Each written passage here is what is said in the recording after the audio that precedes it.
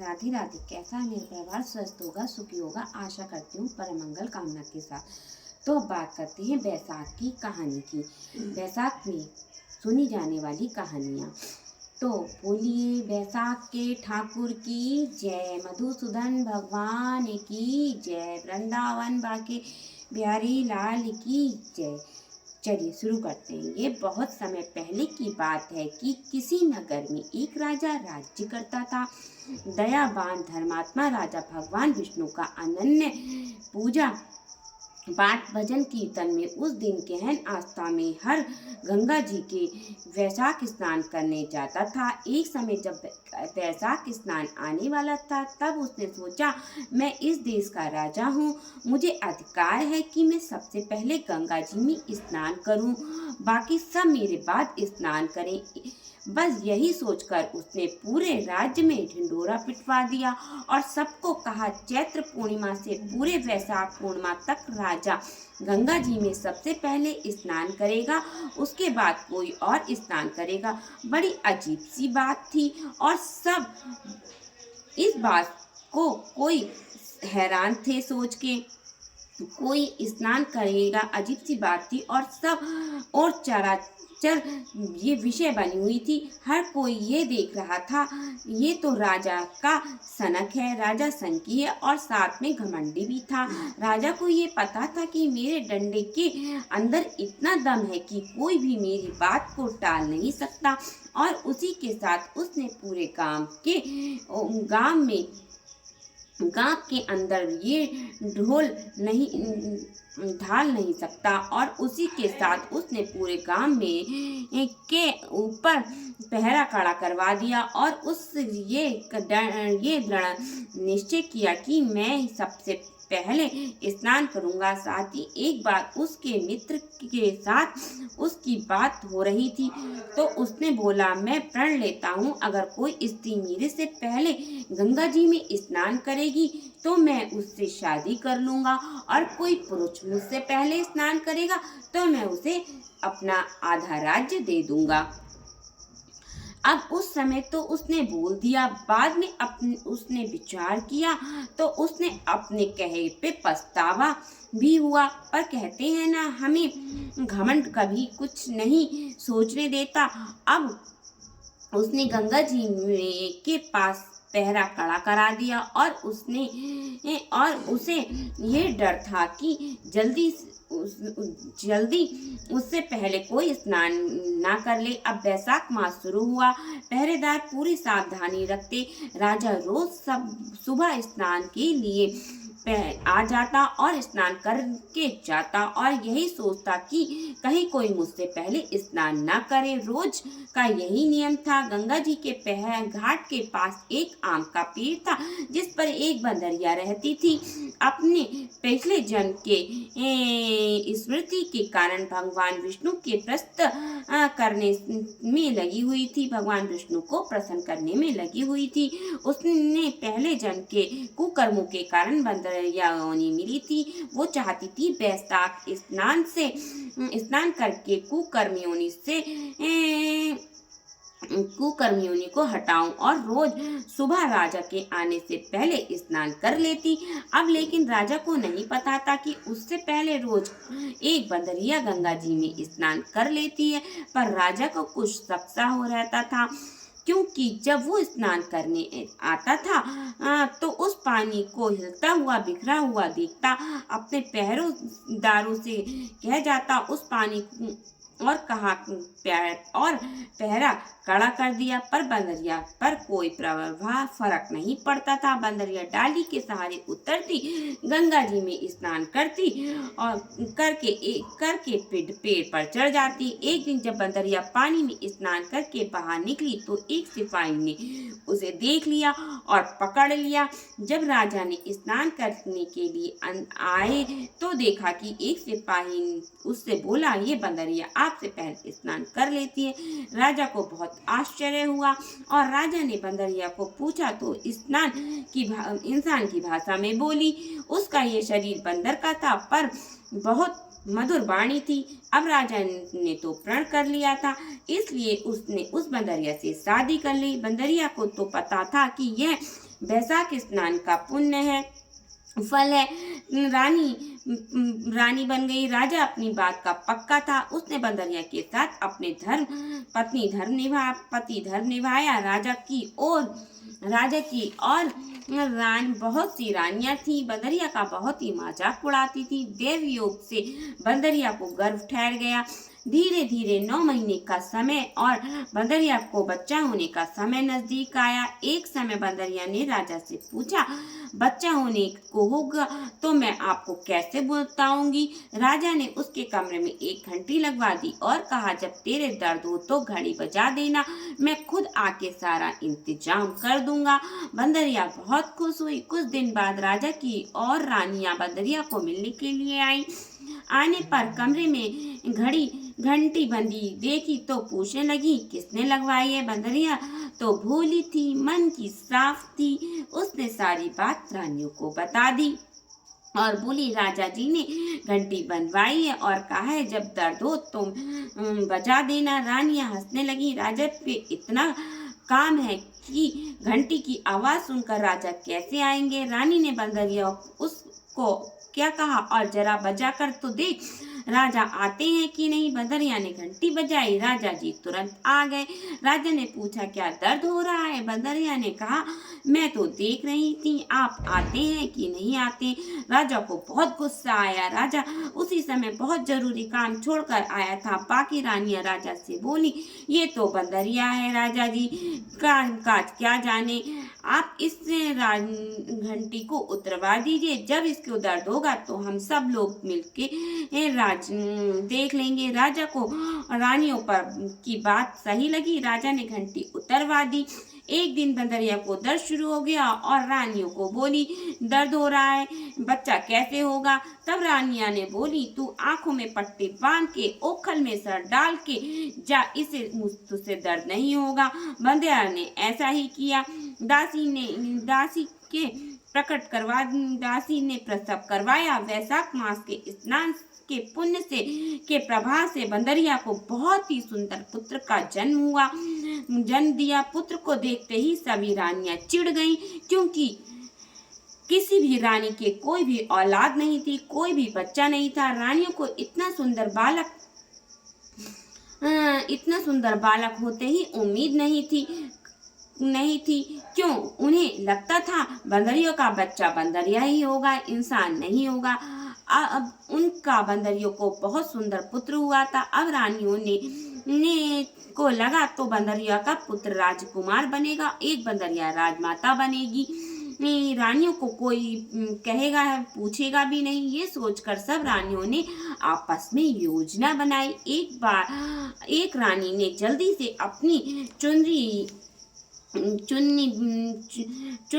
से ढककर बच्चे का मुंह हाथ से बंद करके बाहर ले गई। बाहर ले जाकर दासी को बच्चे को दे दिया और कहा, इस बच्चे को नदी में डाल लाओ। रानी ने बंदरिया के पास एक पत्थर पर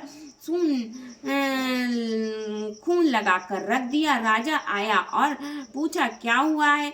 एक रानी ने कहा, इस बंदरिया के पेट से तो पत्थर निकला है। राजा ने संतोष कर लिया और सोचा, जब मेरे बाकी रानियों के कोई बच्चा नहीं हुआ तो एक बंदरिया के कैसे होगा। उधर दासी जब बच्चे को नदी में फेंकने के लिए ले गई तो बच्चा उससे फेंका नहीं गया। नदी के किनारे एक कुम्हार बर्तन बना रहा था। दासी ने बच्चा बर्तन में रख दिया और महल में आ गई। उधर जब कुम्हार ने जब बर्तन में बच्चे को देखा तो बहुत हैरान हो गया। उस कुम्हार ने अपनी कुम्हारिन को पास लेके बच्चा गया और कुम्हारिन से बोला, ये बच्चा नहीं, हम ही रख लेंगे। कुम्हारिन को बुलाया और बोला, ये देख, बच्चा शायद भगवान ने इसे हमारे लिए ही भेजा है, इसे हम घर ले चलते हैं। कुम्हारिन बहुत खुश हुई। अब कुम्हार बड़े प्रेम से बच्चे का लालन पालन करने लगे। जब उन्हें लड़का बड़े मिला तब लड़का बहुत ही कीमती कपड़े में लिपटा हुआ था। इससे कुम्हारिन को पता था कि ये बच्चा किसी अच्छे घराने का है। बच्चा बड़ा होने लगा। एक दिन बच्चा जब कुएं के खेल रहा था तब वहीं एक दासी उसे कुम्हार के पास पास छोड़ गई थी पानी भरने के लिए अपनी सहेलियों को साथ आई तो बातों ही बातों में उसने अपनी सहेलियों को बंदरिया के लड़का होने की सारी बात बताया कैसे उसे दया करके उसने बच्चे को नदी में नहीं डाला, एक कुम्हार के बर्तन में डाल दिया। अब लड़के ने सारी बात कुम्हारिन को बताई। बात सुनते ही इसका मतलब तुम तो राजा के पुत्र हो और बंदरिया तुम्हारी माँ है। कुम्हार ऐसा बोला, अगर ये बात हम राजा को जाकर बताएंगे तो भी रानियां हमें झूठा साबित कर देंगी। लड़के को भगवान विष्णु पर बड़ा विश्वास था। वो अपनी माँ की तरह वैशाख स्नान करता था, इसलिए उसे विश्वास था एक दिन सब ठीक हो जाएगा। उसने कुम्हार से मिट्टी की हाथी घोड़े बनवाए और कुएं पे पास बैठ गया। जब महल से दासियां पानी भरने आई तो लड़का बोला, मेरे हाथी घोड़े को पानी पिलाओ। दासियां बोली, तू मूर्ख है, पत्थर के हाथी घोड़े पानी पीते हैं? मूर्ख मैं नहीं हूँ, राजा है जो मान गया।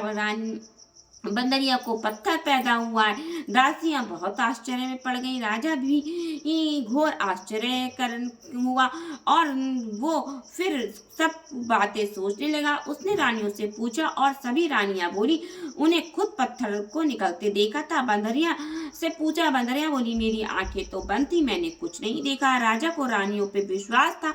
रानियों ने राजा को भड़काया और बोली, लड़का उल्टी सीधी बातें फैला रहा है। इसलिए राजा ने कुम्हार के लड़के को देश निकाला कर दिया। अब राज्य के बाहर जंगल में चला गया। अब थोड़े समय के बाद लड़के ने राजा को सबक सिखाने के लिए ठानी। अब उसने एक योजना बनाई। जंगल में एक मटके में ठंडा पानी लेकर बैठ गया। राजा के भाई और मंत्री की लड़कियां लकड़ी के काटने के लिए सभी 7 लड़कियां थी। उन्होंने सारी गर्मियों में लेने लकड़ी काटी रखी थी। किया उन्हें बड़ी प्यास लगी थी। उन्होंने देखा पीपल के पेड़ पर एक लड़का बैठा है, नीचे आग जल रही है और एक ठंडे पानी का मटका भी रखा है। सभी लड़कियां उस लड़के के पास गई और बोली, हमें बहुत प्यास लगी है, हमें पानी पिला दो। लड़का बोला, मैं ऐसे किसी का काम नहीं करता, किसी को पानी नहीं पिलाता। पानी पीना है तो मेरा एक काम करो। लड़कियां बोली, क्या काम करना है? लड़का बोला, जैसे जैसे मैं बोलूं वैसे वैसे करो। लड़कियों को लड़का का बड़ा अजीब लगा, पर क्या करती, उन्हें बहुत प्यास लगी थी। तो वो लड़कियां बोली, क्या करना है? लड़का बोला, इस पीपल के पेड़ के चक्कर काटूंगा, तभी तुम काटूंगा। लड़कियां बोली, ठीक है। लड़के ने लड़कियों को गमछा पकड़ाया और बोला, इसे पकड़ लो, मेरे साथ चलो, वरना कौन चल रहा है कौन नहीं चल रहा है मुझे कैसे पता चलेगा? लड़कियां बोली, ठीक है। लड़का आगे आगे, लड़कियां पीछे पीछे। लड़के ने पीपल के और अग्नि के 7 फेरे लिए और रुक गया और लड़कियों को पानी पिलाया। लड़कियां ने अब पानी पिया और घर चली गई। उधर देवयोग से राजमहल में राजा पुरोहित आए थे। संयोग से जब उन लड़कियों की कुंडली देखी तो बोले, इन 7 का विवाह हो गया है, वो भी एक लड़के के साथ। सभी लड़कियां के माता पिता बड़े चिंता करने लगे। लड़कियों को पूछा कि विवाह किसके साथ किया है? लड़कियों को कुछ पता ही नहीं था। तब एक लड़की बोली, जंगल में एक लड़का मिला था, कह रहा था मैं जैसे जैसे कहूँ वैसे वैसे करना, तब पानी दूंगा। उसने पीपल के पेड़ के चक्कर लगाए, हमने भी लगाए। ये सुनकर गांव की लड़कियां बोली, ये लड़का था तो बड़ा अजीब।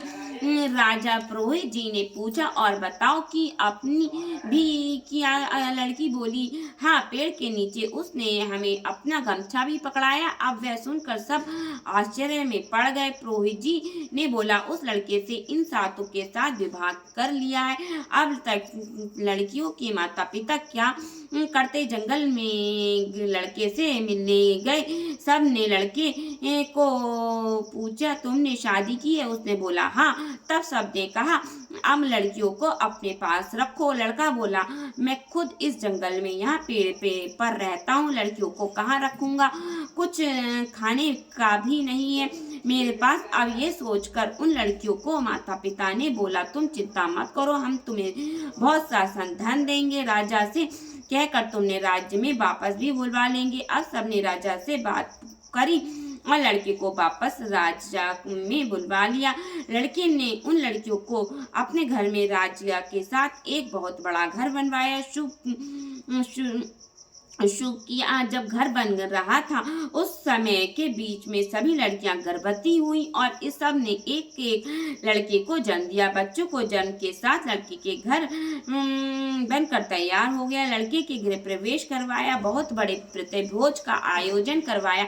राजा को सारे परिवार आने का न्योता भी दिया। राजा निश्चित समय पर राजा अपनी रानियों को लेकर आया, पर वो बंदरिया रानी को नहीं लाया। राजा को देखते ही आदर सत्कार करके लड़के ने पूछा, आप अपनी सभी रानी सबसे छोटी रानी को क्यों नहीं लाए? राजा ने बोला, इससे कुछ समझ नहीं है, वो बिहार नहीं जाती। लड़के ने बहुत आग्रह किया।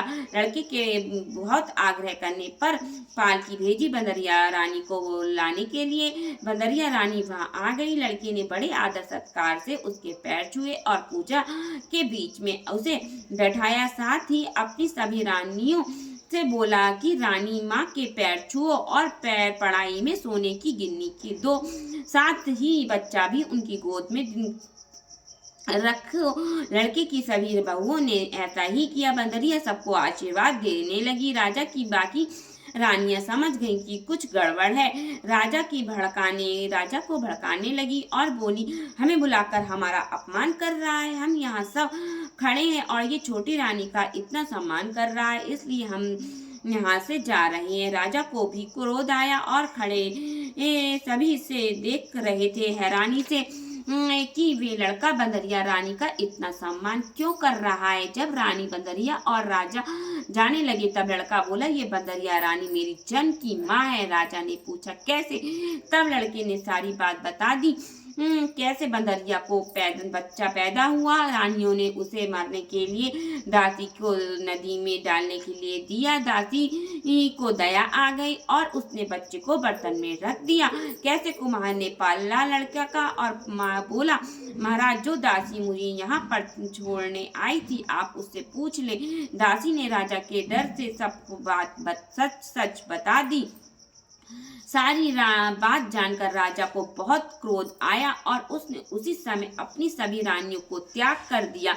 राजा अब अपनी छोटी बंदरिया रानी के साथ लड़के और उसके बहुओं को बच्चों को लेकर राजमहल में गया। उसने कुम्हार को भी अपने साथ राजमहल में रहने के लिए कहा। कुम्हार को बहुत सारा धन देकर आदर सत्कार किया। उसके बाद उस सब ने सुख आनंद से राजपाट किया। कहा, राजा का घर सूना था, एक बच्चा का सुख भी कभी नहीं मिला। राजा हमेशा सोचता था कि मेरे मरने के बाद मेरा तर्पण कौन करेगा। करने वाला कोई नहीं है, मुझे जल भी कौन पिलाएगा। पर आज इससे बेटे बहू पोते सारा भरा पूरा परिवार मिल गया। ये देखकर सारी दुनिया कहने लगी, वैशाख स्नान करने का नहाना चाहिए, दान पुण्य करना चाहिए। बंदरिया का ने वैशाख स्नान के प्रभाव से अपनी पशु योनि से मुक्ति पाई थी। रानी बन बैठी, बेटा बहू पोता सब पाया। मधुसूदन भगवान हे वैशाख के ठाकुर की जय। जैसे बंदरिया को सब कुछ संपत्ति दी, वैसे ही इस कहानी को कहते सुनते हुकारा भरते सबको देना। ठाकुर जी सभी पर अपनी कृपा बनाए रखना, सबकी मनोकामना पूर्ण करना। जय वैशाख के ठाकुर की जय, मधुसूदन भगवान की जय, वैशाख स्नान करने वाले सभी भक्तों की जय। हर साथ के साथ हर क्षण बोलते रहिए हरे राम हरे कृष्ण कृष्ण कृष्ण राम राम। जीवन बहुत कम है, हर समय हमें हर साथ के साथ भगवान का नाम जप करना चाहिए, क्योंकि कलयुग से नाम आधारा है। राधे राधे।